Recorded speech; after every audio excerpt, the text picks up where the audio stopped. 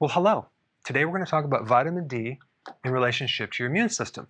Now, I had this idea that I already had this video and I searched and I couldn't find it.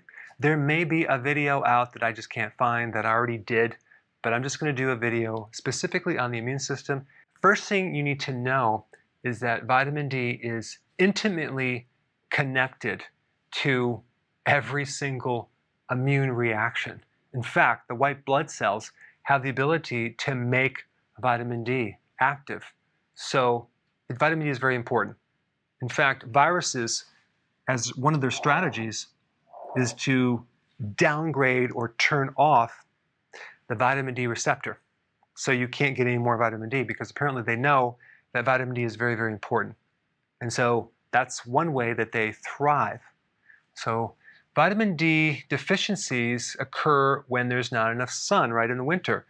Why do you think we have the spike of flu and other viral infections? It's because the vitamin D is low. In fact, in the pandemic of 1918, the Spanish flu, it peaked in January, which is in the winter. Now, another thing that's interesting about the winter months, or basically between November and March, we have much higher incidence of autoimmune diseases like lupus, MS, type 1 diabetes, rheumatoid arthritis, irritable bowel disease. Why? Because vitamin D is a natural, kind of a steroid, anti-inflammatory, and so it has a key function in reducing inflammation. When you have an autoimmune disease, the thing that really creates the damage is the inflammatory process. So if you have enough D, you can have a lot less inflammation. It's the inflammation that causes all the collateral damage. And what's wild about this is our own body is creating the damage. And so it's just really bizarre. Vitamin D is a immunomodulator, okay? What does that mean, modulator? It means that it helps to normalize something that is too much or too little. So it brings into a normal range. And specifically, when we talk about like the cytokine storm, where you have this hyperinflammatory condition, we have this overreaction, vitamin D can actually calm it down. The key cell that's involved with suppressing these cytokines or these inflammatory compounds is the T regulatory cell. Next thing I want to talk about is there's two compounds that your immune system makes as antimicrobials. And both of these need vitamin D. Vitamin D is essential in producing these two compounds. The first one is called cathelicidins.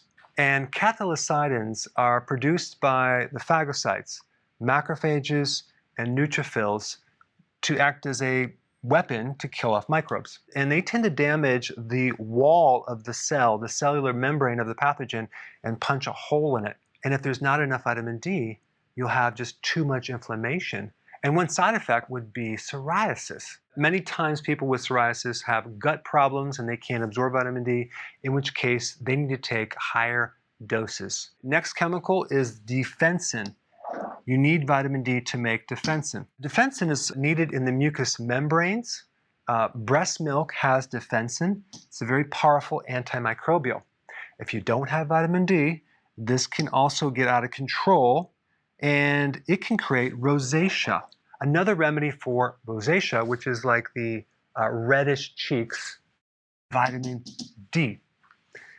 Now, before antibiotics, doctors used a vitamin D compound in cod liver oil as the remedy to help infections like TB, for example.